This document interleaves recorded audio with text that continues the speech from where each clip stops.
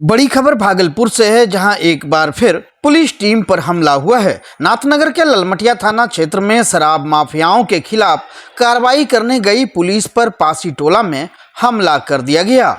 शराब कारोबारियों के खिलाफ छापेमारी के दौरान महिलाओं ने पुलिस पर ईंट पत्थरों से हमला कर दिया। हमले में 3 पुलिस जवान घायल हो गए, जबकि पुलिस की गाड़ी भी क्षतिग्रस्त हो गई है। पुलिस ने मौके से 20 लीटर देसी शराब जब्त की है और करीब 1 दर्जन महिला और पुरुषों को हिरासत में लिया गया है। फिलहाल पुलिस पूरे मामले की जांच में जुटी है और इलाके में स्थिति तनावपूर्ण बनी हुई है। वहीं हमला करने वालों की पहचान भी की जा रही है। भागलपुर के लोदीपुर थाना क्षेत्र अंतर्गत माछीपुर गांव में रविवार को रास्ता विवाद को लेकर 2 पक्षों के बीच जमकर मारपीट हो गई। इस झड़प में दोनों पक्षों के आधा दर्जन से अधिक लोग घायल हो गए, जिनमें महिलाएं भी शामिल है। घायलों को इलाज के लिए सदर अस्पताल और मायागंज अस्पताल में भर्ती कराया गया है। घटना को लेकर एक पक्ष के मोहम्मद तामिल ने आरोप लगाया है कि जिला परिषद सदस्य बीबी कहकसा के बेटे मून ने अपने समर्थकों के साथ मिलकर उनके परिवार पर लाठी डंडों से हमला किया। उन्होंने बताया कि यह विवाद एक जमीन को लेकर है, जिसे उन्होंने कानूनी रूप से खरीदा है। आरोप है कि जिला परिषद सदस्य उस जमीन पर जबरन रास्ता निकालना चाह रही है। जब उन्होंने इसका विरोध किया तो मून और उनके साथियों ने उनके परिवार को बुरी तरह पीटा। मोहम्मद तामिल ने बताया कि इस हमले में उनके साथ मोहम्मद माफिन और उनकी पत्नी बीबी नरगिस को गंभीर चोटें आई है। नरगिस की हालत गंभीर होने के कारण उन्हें मायागंज अस्पताल रेफर किया गया है।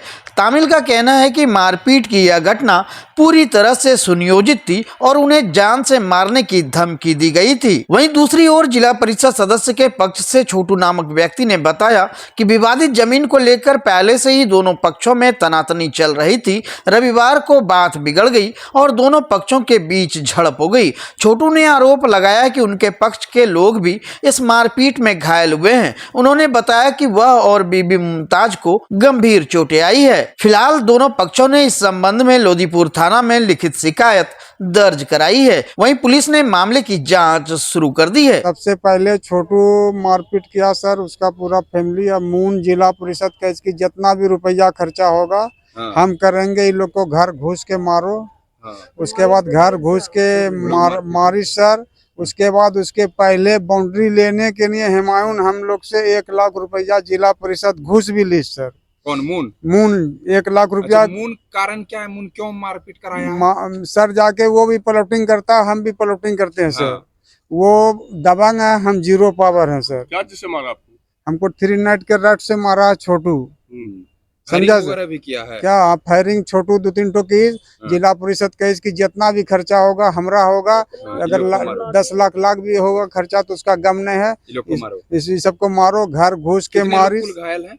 कुल घायल 3 आदमी घायल है सर। उसके बाद भी 1 लाख रुपया घर से और सोना चांदी लूट कर भाग गया। क्या नाम हुआ आपका? मोहम्मद कामिल सर। जिला परिषद मारा? कौन जिला परिषद? कि घर में घुस के मार दीजिए, जितना चीज बस सब लूट लीजिए। घर में घुस के मारी सर, कोई भी घर में नहीं। भागलपुर के मायागंज अस्पताल के मुख्य गेट के पास रविवार को 2 ई-रिक्शा चालकों के बीच सवारी बैठाने को लेकर कहासुनी के बाद विवाद इतना बढ़ गया कि मारपीट की नौबत आ गई। प्रत्यक्षदर्शियों के अनुसार मोहम्मद चांद नामक चालक अस्पताल से बाहर निकल रहे यात्रियों को अपने टोटो में बैठाने की कोशिश कर रहे थे। इसी दौरान मोहम्मद जाहिद नामक एक अन्य टोटो चालक भी यात्रियों को अपने वाहन में बैठाने का प्रयास करने लगा। मोहम्मद चांद का आरोप है कि जाहिद ने जानबूझकर उनके बुलाए यात्रियों को बहला फुसलाकर अपने रिक्शा में बैठाने की कोशिश की। जब उन्होंने इसका विरोध किया तो जाहिद ने गाली गलौज शुरू कर दी और हाथापाई पर उतारू हो गया। चांद ने यह भी आरोप लगाया कि स्थानीय चालक होने के नाते जाहिद और अन्य चालक बाहरी चालकों को आए दिन धमकाते हैं और उन पर दबाव बनाते हैं। वहीं मोहम्मद जाहिद ने इन सभी आरोपों को सिरे से खारिज करते हुए कहा कि उन्होंने किसी यात्री को बरगलाया नहीं, बल्कि वह यात्री खुद उनके बुलाने पर पर आया था। गौरतलब है कि मायागंज अस्पताल के मुख्य गेट पर ई रिक्शाओं की भीड़ अक्सर बनी रहती है, जिससे मरीजों को लाने ले जाने वाली एम्बुलेंस को आवाजाही में खासी परेशानी होती है। कई बार ऐसी भीड़ के चलते इमरजेंसी गेट तक समय पर एम्बुलेंस नहीं पहुंच पाती, जिससे गंभीर मरीजों की जान पर बनाती है। वो मायागंज का लड़का था। मायागंज का था। क्यों मार रहा था? एक मिनट रुकिए ना, क्यों मार रहा था? बेकसूर का। क्या बेकसूर क्या बोल रहा था? तो बोल रहा मेरा गाड़ी की सवारी है, हम लोग उसका गाड़ी नहीं छुए, नहीं हम जानते हैं, हम अंदर से सवारी बुला के लाए बैठाने के लिए। हाँ? तो आपके साथ मारपीट करने लगा? उसका सवारी का हाथ दिए थे आप? नहीं हाँ? नहीं, हम क्या नाम है उसका? मेरा गाड़ी यहाँ लगा हुआ है। उसका नाम क्या है? उसका नाम क्या है? पहचानते हैं? चांद चांद चांद नाम है आपका? जाहिद।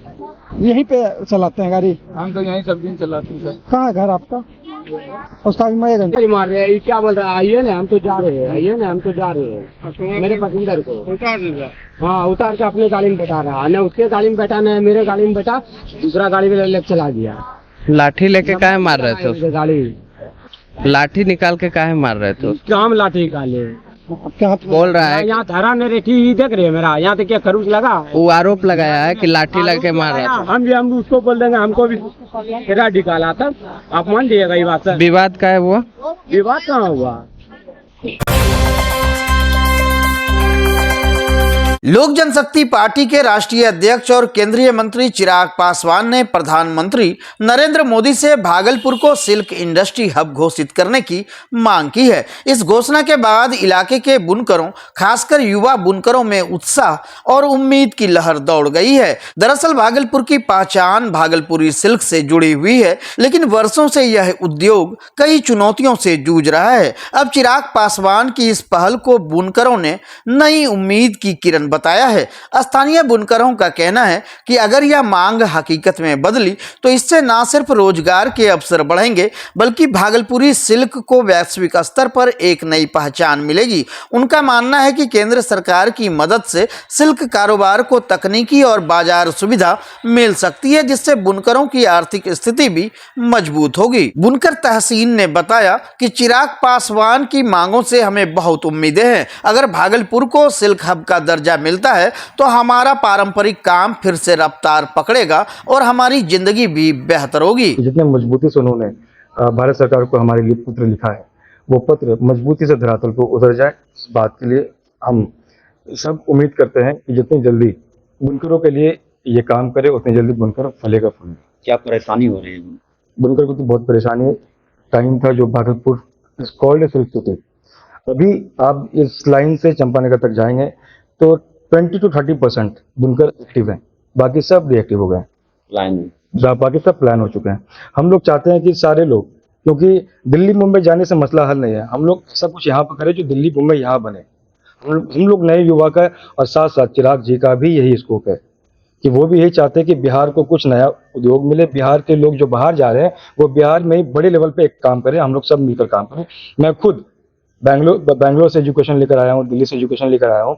मैं चाहता हूँ खुद की, चाहता तो दिल्ली मुंबई कहीं भी जाकर रह के काम कर सकता था, पर हमारी सोच है, हमारे सब युवाओं की सोच है कि भागलपुर को एक फिर से नई पहचान मिले। नवगछिया भवानीपुर थाना क्षेत्र के बल्हा गांव में आयोजित एक मृत्यु भोज के दौरान हथियार का खुलेआम प्रदर्शन कर रहे कुख्यात अपराधी शंकर यादव को पुलिस ने गुप्त सूचना के आधार पर धर दबोचा। जानकारी के अनुसार बीती रात शंकर यादव भोज कार्यक्रम में पहुंचकर हथियार लहराता दिखा, जिससे ग्रामीणों में डर का माहौल बन गया, जिसके बाद स्थानीय लोगों ने तुरंत इसकी सूचना पुलिस को दी। वहीं सूचना मिलते ही इंस्पेक्टर महेश कुमार ने मामले की जानकारी पीटीसी अधिकारी दीपक कुमार को दी, जिसके बाद तत्परता दिखाते हुए पुलिस टीम मौके पर पहुंची और शंकर यादव को हथियार के साथ गिरफ्तार कर लिया। इंस्पेक्टर महेश कुमार ने बताया कि शंकर यादव नवगछिया पुलिस के टॉप 10 अपराधियों में शामिल है और इस समय दूसरे नंबर पर है। उस पर 10 से अधिक आपराधिक मुकदमे दर्ज है और वह कई वर्षों से सक्रिय अपराधी रहा है। फिलहाल पुलिस उसकी गिरफ्तारी के लिए लंबे समय से प्रयासरत थी। गुप्त सूचना मिली थी शंकर यादव पिता सज्जू यादव ग्राम बल्हा में एक मृत्यु भोज में अपने हथियार का प्रदर्शन कर रहा। तत्पश्चात संध्या गस्ती में हरमन सिंह CTC दीपक कुमार को किया। दीपक कुमार ने त्वरित कार्रवाई करते हुए भोज में पहुंचकर एक देसी मस्केट और कारतूस के साथ शंकर यादव पिता सज्जय यादव को गिरफ्तार कर लिया। इसमें ग्रामीणों का भी सहयोग रहा है। सर इनका आपराधिक इतिहास क्या है? ये काफी कुख्यात अपराधी है जो पूर्व में हत्या, अपहरण, आर्म्स एक्ट, छेड़खानी एवं मारपीट केस में आरोपित रहे हैं और वर्तमान में यह भवानीपुर थाना के टॉप 10 अपराधी में दूसरे नंबर के अपराधी हैं। भागलपुर कजरैली थाना क्षेत्र के लक्ष्मनिया पुल के पास रविवार को एक दर्दनाक सड़क हादसा हुआ जिसमें बाइक और स्कॉर्पियो की आमने सामने टक्कर में 2 लोगों की मौत हो गई जबकि स्कॉर्पियो सवार 3 लोग घायल हो गए। मृतक की पहचान मुंगेर जिला के रनगांव तिगड़ा निवासी 27 वर्षीय अनीस कुमार और सजौर थाना क्षेत्र के चारा बड़गांव निवासी 55 वर्षीय दशरथ सिंह के रूप में हुई है। बताया जा रहा है कि दशरथ सिंह अनीस के फूफा थे और रविवार की छुट्टी का लाभ उठाकर दोनों अनीस की बाइक से महेश लेटी जा रहे थे। अनीस कृषि सामग्री के व्यवसाय से जुड़े थे, वहीं दशरथ सिंह भागलपुर स्टेशन के पास वस्त्र स्टॉल पर काम करते थे। प्रत्यक्षदर्शियों के मुताबिक अमरपुर भागलपुर मुख्य मार्ग पर तेज रफ्तार से आ रही स्कॉर्पियो और बाइक आमने सामने आ गई। टक्कर इतनी भीषण थी कि बाइक सवार दोनों व्यक्ति काफी दूर जा गिरे और गंभीर रूप से घायल हो गए। मौके पर ही दोनों की मौत हो गई। वहीं स्कॉर्पियो ने 3 पलटी खाई जिससे उसमें सवार 3 लोग घायल हो गए। वहीं सूचना मिलते ही कजरैली थाना अध्यक्ष जितेंद्र कुमार पुलिस बल के साथ मौके पर पहुंचे। घायलों को मायागंज अस्पताल भेजा गया है जबकि मृतकों के शव को पोस्टमार्टम के लिए जवाहरलाल नेहरू मेडिकल कॉलेज भेज दिया गया है। फिलहाल पुलिस ने दोनों वाहनों को जब्त कर लिया है और मामले की जाँच की जा रही है। हम लोग घटना के स्थल पर नहीं थे, घर में थे या भागलपुर में काम करते थे। तो ये लोग अपना चाचा हैं समाज के और आराम से धीरे धीरे जाते थे आते थे। लेकिन जब पता वहाँ घटना स्थल पर हम लोग पहुँचे तो पता चला कि जो गाड़ी थी वो नियंत्रित अवस्था में आ रही थी और इन लोग बचने के क्रम में मतलब बहुत किनारे लोग गया बचने के लिए। उसके बाद भी उन लोगों ने रौंदते हुए आगे बढ़ गया, इनको पूरा रौंद दिया गया है। वहाँ के लोगों से जो स्थानीय लोग वहाँ पर थे उपस्थित बताया कि तेज गति में आ रहे थे, तेज गति में था गाड़ी था। ये लोग घर जा रहे थे ना? हाँ घर जा रहे थे। ये जो है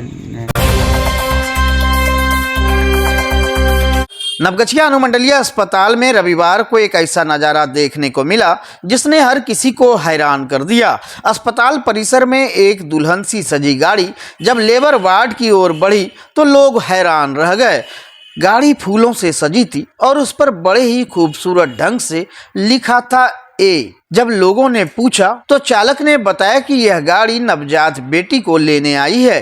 थोड़ी ही देर में अस्पताल से एक महिला अपनी नवजात बेटी के साथ बाहर निकली। दरअसल यह परिवार श्रीपुर गांव का है जहां अभिलाषा कुमारी ने बेटी को जन्म दिया और पिता नीतीश कुमार ने इस मौके को खास बनाने में कोई कसर नहीं छोड़ी। बेटी के स्वागत में दुल्हन सी गाड़ी भेजी गई। परिवार ने इस नन्ही परी का नाम रखा है अंशिका सिंह जिसका अर्थ है भगवान का अंश। अस्पताल में इस दृश्य ने एक सकारात्मक संदेश दिया। बेटियां बोझ नहीं, सम्मान और सौभाग्य होती है। क्या नाम हो आपका? जी रोहित कुमार। घर आपका? श्रीपुर। क्या ये कहानी है, ये जो गाड़ी सजा के ले जा रहे हैं? जहाँ तक कि देखा जा रहा है कि लड़कों को गाड़ी सजा के लेके जाया जाता है तो लोगों को लगता है बेटी बोझ होती है, ताकि हम लोगों में जागरूकता फैलाना चाहते हैं कि बेटी बोझ नहीं होती है। हम लक्ष्मी के स्वरूप में इन्हें घर के लिए लेके जाते हैं।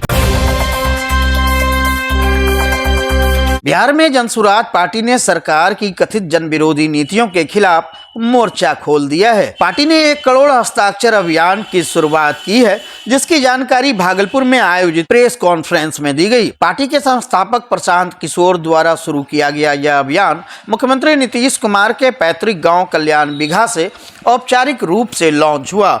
इसका मकसद जनता को भ्रष्टाचार और विश्वासघात के खिलाफ एकजुट करना है। जनसुराज के जिला अध्यक्ष अरविंद शाह ने बताया कि सरकार ने 94 लाख गरीब परिवारों को आर्थिक मदद और भूमिहीनों को जमीन देने का वादा किया था, लेकिन अब तक कुछ नहीं हुआ। वहीं पार्टी ने 3 प्रमुख सवालों को लेकर जनता के बीच जाकर हस्ताक्षर अभियान चलाने की रणनीति बनाई है। जमीन और मुआवजे का वादा, जातीय जनगणना से जुड़े मुद्दे और भूमि सर्वे में भ्रष्टाचार। वहीं मुख्य प्रवक्ता गौतम दुबे ने कहा कि हम हर पंचायत, हर गांव में जाकर पूछेंगे हक कब मिलेगा, सरकार से जवाब मांगा जाएगा।